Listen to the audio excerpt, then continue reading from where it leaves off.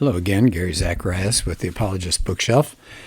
I want to do a lot of podcasts on this book called The Truth in True Crime by J. Warner Wallace. I know I just did a podcast a little while ago on his intro in Chapter 1, but I'm going to come back more quickly to this book and work through it because it's so good and it's got so much wonderful information in here.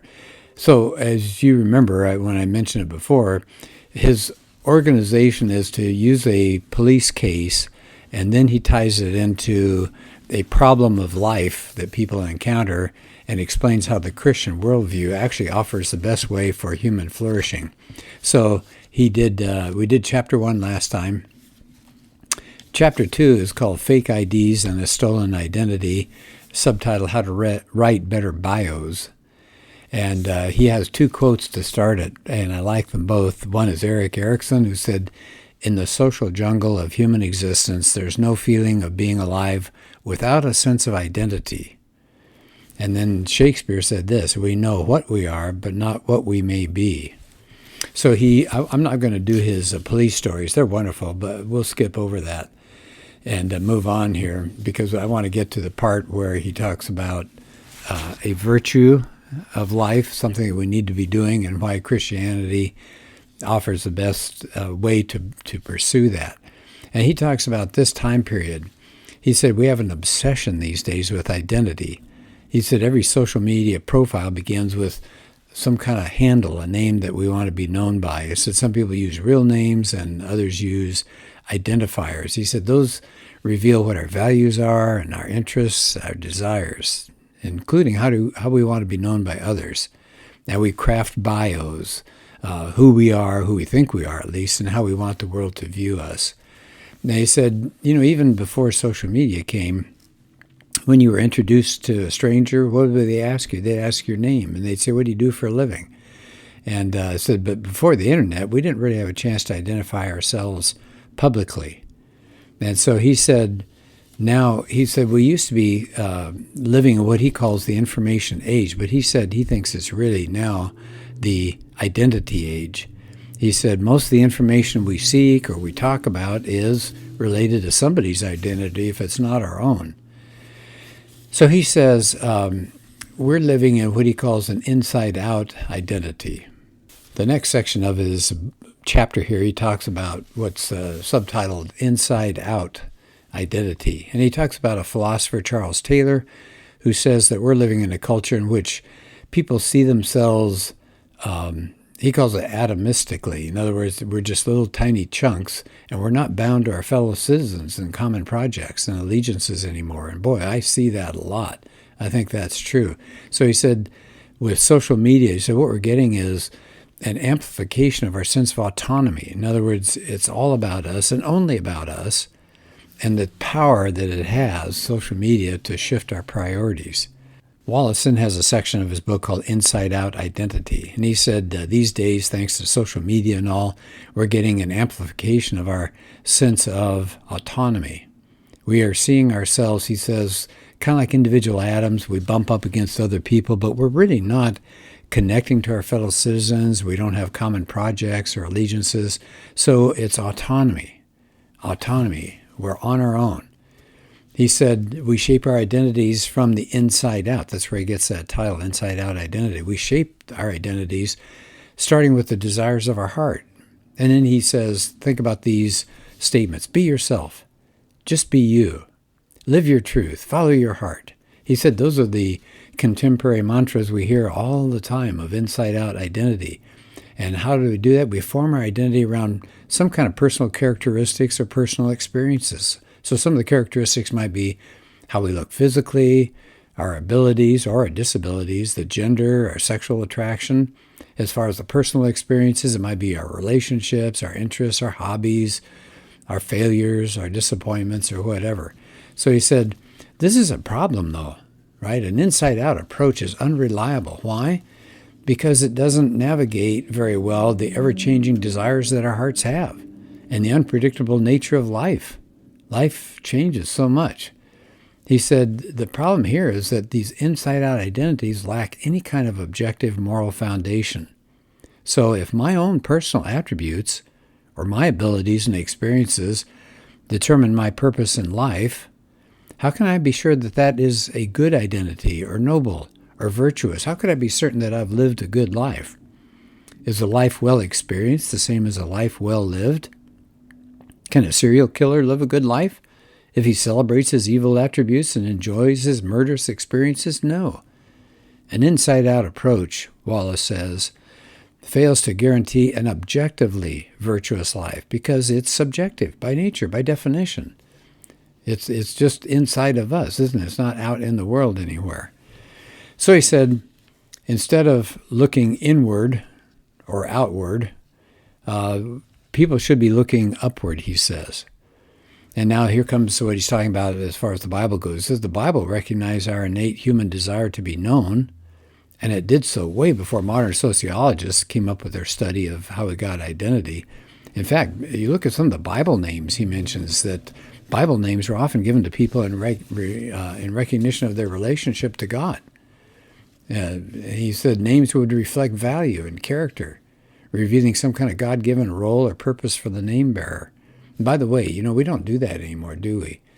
Names are picked because they're pretty or somebody in the family is named that way. But he gives examples here from the Bible. Simon was renamed Peter. That comes from a Greek word Petros, means rock or stone. So Jesus changed Simon's identity and purpose with a new name and told him that confession would be the rock on which the church would grow.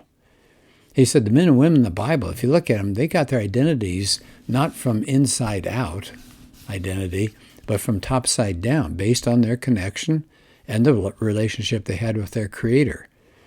And he quotes a person named Joshua Holman, who said, while for Socrates the unexamined life is not worth living, for Christians the unrelated life is not worth living. So our relationship to God could define our identity if we let it, and provide purpose and direction when we relate to other people.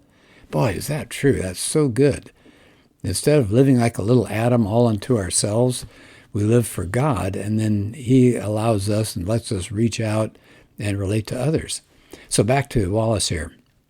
He said if you have a top-side-down approach, that recognizes intentionality of our lives. We're not accidental products of evolution, according to the Bible. We're created to be uniquely in the image of God. Why? For a special purpose. Our identities are to be discovered based on what God's revealed. We don't create them based on just introspection. So our identities are discovered based on what God's revealed, but it's not created. Our identities aren't created based on public conformity or some kind of personal introspection. So our identity is not achieved through our effort, it's received. It's not achieved, it's received from our Creator. So he said that's why this top-down identity doesn't take a knockout blow if our desires or circumstances change. Isn't that good? Our top-down identity doesn't suffer. I mean, we may lose a job. Now, I'm just adding my own thoughts here, but we may lose a job. We might lose our health. We might lose a person who's really important in our life. And we may get our name taken off a building. But that doesn't suffer. That we will not suffer if we have a topside-down identity. Yeah, I like that a lot.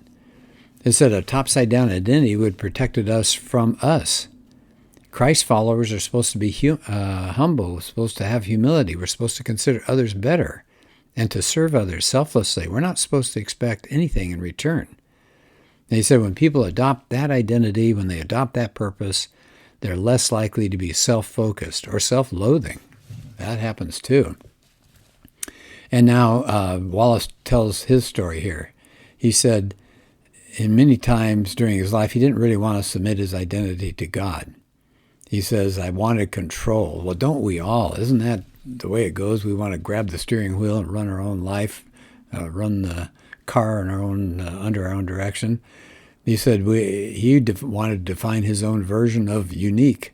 He said, well, if that's your challenge as well, he said, I have good news.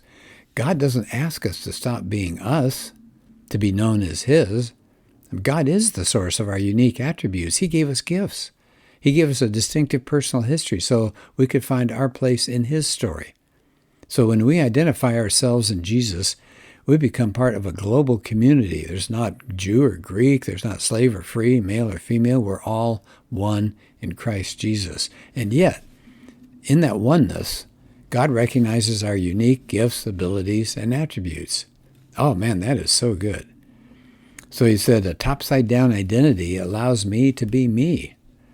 But unlike the identity I create for myself, if we have a God-centered identity, that recognizes our uniqueness, but it doesn't make us separate from other people. So we're not atoms again. We're actually interacting with other people.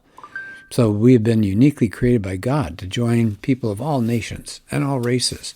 We're all unified in God's grand purpose. I love that a lot. So then the next section of his book, each chapter does this. He gives us the explanation from a biblical perspective. And then he said, all right. Then he gives a section of advice. He says, if you really want to know who you are, to define who you are, he said, turn to the mind of God. And then he gives some specific, very helpful pieces of advice. He does this in every chapter, and I think this is the greatest part of each chapter. So he says, here's one thing we can do. He calls it assess the mess. He says, ask yourself just a few honest questions. When you have shown your ID, when you introduce yourself to a stranger, how do you describe yourself on your social media accounts or your email signatures? Are you more focused on temporal traits than transcendent truths? Do your words give you away? Boy, those are good questions, huh? So he calls it assess the mess. Then the second thing he suggests, become his child. He said, if you haven't done so, join God's family. God adopts everybody. They'll receive him and believe in his name, giving them the right to become children of God. He said, if you already are a Christian, renew your mind, throw off your old self and your former way of life. Let God's Spirit renew your thoughts and attitudes. So put on a new self, created to be like God. Be intentional, he says, about embracing your family identity as a son or daughter of the King. So first piece of advice, assess the mess. 2, become his child. Here's the third one, listen to his voice. He said, if you've been trying to get your identity from the outside world or from your own personal feelings, you're listening to the wrong voices. You'll never replace what you're thinking about yourself if you don't first know what God thinks of you. So he says, start reading. According to the Bible, you are loved by God as his unique creation. He chose and adopted you as his own. He forgave you. He redeemed you through the sacrifice of Jesus. You're important. You're here for a reason. The creator of the universe called you and equipped you for every good work. Let me just stop there for a minute. I love Ephesians 2:10. He says we're God's workmanship, created in Christ Jesus to do good deeds, which God prepared in advance for us to do. Right? So he's got things for us to do. We should get moving on it. And then I like the fact that he says, you're important. You're here for a reason. Now, I'm a school teacher, and I can't tell you how many times I have heard either a direct or an indirect statement from students saying, I don't get it. What's the point? What's the purpose? I don't know why I should go on. That just breaks my heart because these are people that are not thinking of themselves as a unique creation and being loved by God. So there are 3 pieces of advice. Assess the mess, become his child, listen to his voice. Next one, live accordingly. He says, once you've discovered what God has to say about you, exchange it for what you or anybody else have been saying. Allow your identity as a child of God to direct your steps and inform your actions. He says Epictetus, who was a Greek philosopher, once advised, know first who you are and then adorn yourself accordingly. So he says, if we know who we are, we're going to change the way we interact with others. We're going to change our bios. We're going to be making decisions based on our new identity. Yeah. And then toward the end of the chapter, he says there's a psychologist who said this, the need to be known and valued by self and others is humanity's core need. He says that's the single most important variable in human development in terms of outcomes regarding character structure and well-being. So we need to know and be valued by ourselves and others. And he said, a psychologist like that is just affirming what ancient Christians described on the pages of the New Testament. And if you believe the biblical worldview, humans were created to be known and find their identity in God. He said the Christian story is an identity story from start to finish. It begins with God providing identity to the first created humans. They then assign names, identities to other living creatures. And the Bible story ends with God giving his name to Jesus, who surrendered all these privileges that he had of his divine identity so he could identify with us. Isn't that amazing? Oh, wow. In my world here, we're coming up on Christmas, and to think God entered this world to share identities with us. Wow. At the end of the chapter, he says the Christian identity story addresses our core need, and it did so way before modern sociologists understood the importance of this desire. So when we trust Jesus for our salvation, Wallace says, we change our identities as fallen, imperfect creatures, destined for the grave. We're redeemed children of God who have life in his name. According to the Bible, there is no other name under heaven given among men by which we must be saved. So he said, our need to be known and valued by ourselves and others is just kind of a temporary, poor reflection of our need to be known by God. We seek identity and purpose. Why? Because we were created for identity and purpose in God. We were created to be known, not simply by other created beings, but by the Creator himself. Oh man, that's good. So this just gives you an idea of the kinds of things that he does in this book. I think it's terrific. So what he's saying is that we've got all of these attributes to help us flourish. Things like our identity, which this chapter talked about, friendships, marriage, humility, contentment in work, making sense of bad things that happen to you. I mean, on and on and on. This is what his book is going to cover. If we can correctly handle these things, we will flourish as human beings.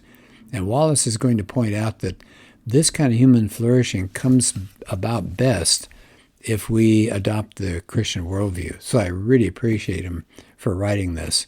One person on the back said, I've been waiting for Wallace to write a book like this. And another person said, it's an eye-opening journey to discover the truth. And I would agree with that. So anything by J. Warner Wallace is excellent. His website is coldcasechristianity.com. I know you get a lot out of that as well. And so thanks. I'm going to be coming back to this really often. And if you have a chance, pick up a copy. It's an excellent book. It's the kind of book, in my case, that I'd like to share with my grandkids, give them some of these pointers to life.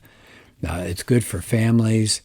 Just talking about these things, how do we live a life that is abundant, that is full, that is not just making money. And so we've lost that, I think, in today's world. There are so many people unhappy. They know that what they're doing is not amounting to anything. They're just putting in time. And so Wallace, I think this is a wise book, and it deserves to be on every shelf. Okay, well, thanks so much. Let's do another podcast soon.